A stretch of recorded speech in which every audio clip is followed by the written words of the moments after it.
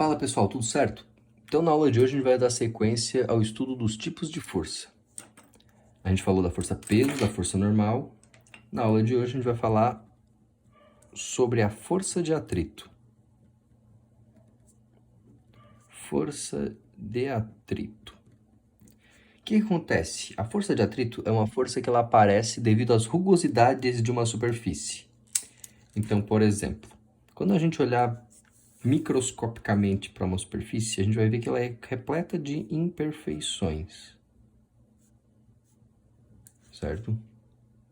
E essas imperfeições, elas de certa forma se encaixam com as também imperfeições de um objeto que estão sobre essa superfície. Então imagina que tem um bloco aqui sobre a superfície, ó. E aí essas imperfeições, de certa forma, se encaixam. Essas rugosidades se encaixam. Rugosidades. Devido a essas rugosidades, ocorre a força de atrito, certo? Primeira coisa, então, como que se calcula a força de atrito?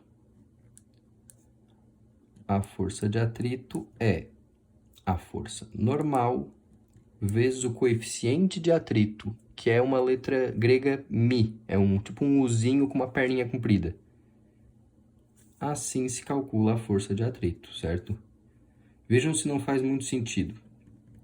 A força de atrito, ela depende da normal. A normal não é a força que uma superfície faz quando ela está apoiada? Então, quanto maior for a força normal, quer dizer que mais ocorre esse encaixe, certo? E depende também da superfície que esse corpo está apoiado, né? Se for brita, se for, sei lá, gelo, é claro que o atrito vai ser diferente. Então, esse FAT é a força de atrito que é dada em Newton. Esse N aqui é a força normal. E o Uzinho, o Mi, é o coeficiente de atrito. Esse coeficiente de atrito não tem unidade, ok? Aí, o que acontece? Para onde que aponta a força de atrito? Imagine que eu tenho a minha borracha.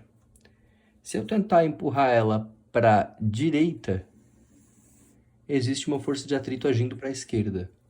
Se eu empurrar ela para a esquerda, a força de atrito age para a direita. Ela sempre se opõe ao movimento ou tendência de movimento. Por que tendência de movimento? Olha só, eu vou tentar empurrar a borracha, só que eu não estou conseguindo. Eu não estou fazendo força suficiente para empurrar ela. Isso quer dizer que o atrito está segurando. Porque se não tivesse nenhuma força agindo aqui, só de tocar a menor força que eu fizesse, eu já iria conseguir movimentar essa borracha, certo? Então, primeira coisa é a força de atrito sempre se opõe ao movimento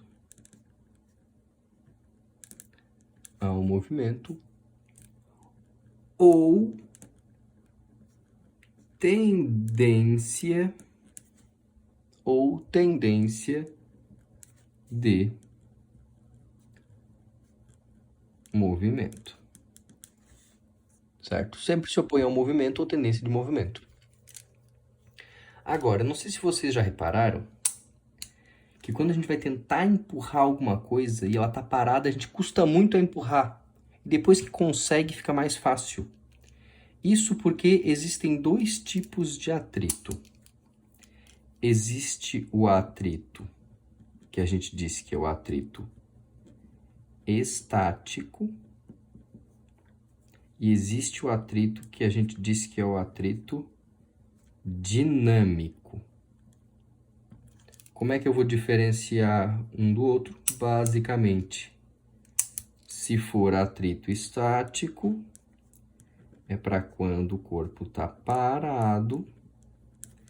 E para calcular o atrito estático, eu faço o seguinte: força de atrito estático é normal vezes o coeficiente de atrito estático. Agora, eu chamo de atrito dinâmico quando o corpo está em movimento. E para calcular também é a mesma coisa. A força de atrito dinâmico ou atrito cinético, às vezes aparece, é normal vezes o coeficiente de atrito dinâmico ou cinético.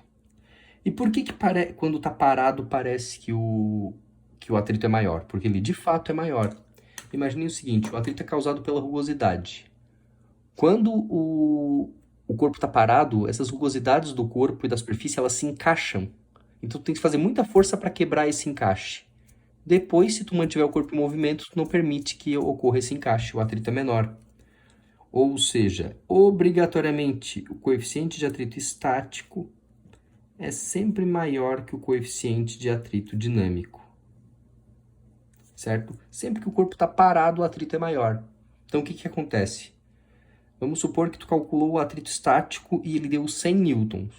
Para tu conseguir botar esse corpo em movimento, tu tens que fazer mais de 100 newtons. Até 100 newtons não move. Aí tu botou o corpo em movimento, aí o atrito vira dinâmico, vira atrito cinético, que é menor, por exemplo, 70 newtons. Então tu precisa de mais de 100 newtons para fazer o corpo se mover. Depois que tu conseguiu fazer ele se mover, tu pode fazer menos força, porque o atrito é dinâmico, é o atrito cinético que é menor. Beleza, galera? Essa é a força de atrito, já sabem que eu vou mandar isso aqui para vocês, né? E também vou resolver os exercícios desse próximo módulo. Um abração.